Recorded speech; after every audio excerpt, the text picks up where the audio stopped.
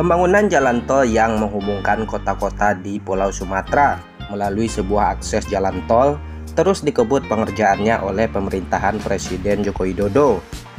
Dalam update terbaru Kementerian Pekerjaan Umum dan Perumahan Rakyat mengenai proses pengerjaan pembangunan jalan tol Trans Sumatera, ada 7 ruas jalan tol yang proses konstruksinya masih berjalan hingga saat ini. Ya, dari 7 ruas jalan tol yang masih dalam proses konstruksi di Pulau Sumatera, ruas jalan tol Padang Sicincin masuk dalam daftar tersebut. Dikutip dari laman Kementerian Pekerjaan Umum dan Perumahan Rakyat, bahwasanya proyek jalan tol untuk ruas Padang Sicincin sepanjang 37 km baru mencapai 32,6%. Adapun proyek pembangunan jalan tol Padang Sicincin pertama kali diinisiasi oleh pemerintah pada tahun 2018 lalu. Setelah 5 tahun berjalan, progres proyek tersebut masih jauh dari kata target. Ya, sekelumit permasalahan mewarnai lambatnya proses pengerjaan proyek jalan tol tersebut. Proyek ambisius pemerintah tersebut bahkan turut dikorupsi oleh sejumlah pihak yang datang dari berbagai latar belakang. Diketahui bahwasanya korupsi proyek jalan tol Padang Sicincin setidaknya menjerat 13 orang oknum yang diperkirakan merugikan negara sekitar 27 miliar rupiah.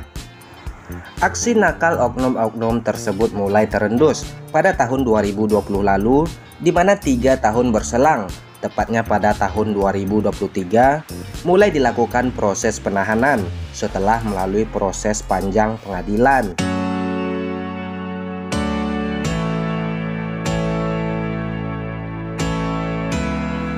Selain itu, rumitnya proses pembebasan lahan dan ganti rugi juga menjadi faktor lain lambatnya pengerjaan proyek jalan tol yang akan menghubungkan kota Padang dan kota Pekanbaru tersebut.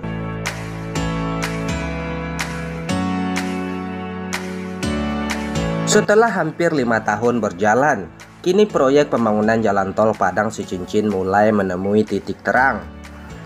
Berbagai upaya terus dilakukan untuk terwujudnya jalan tol pertama di Provinsi Sumatera Barat tersebut.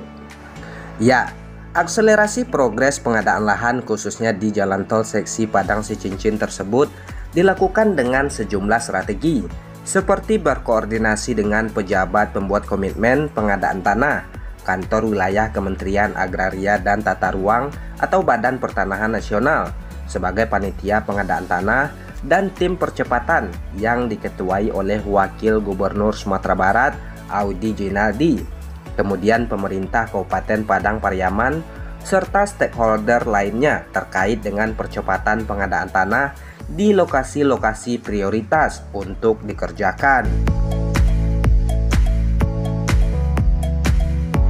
Berbagai upaya yang dilakukan untuk terwujudnya jalan bebas hambatan ini akhirnya membuahkan hasil.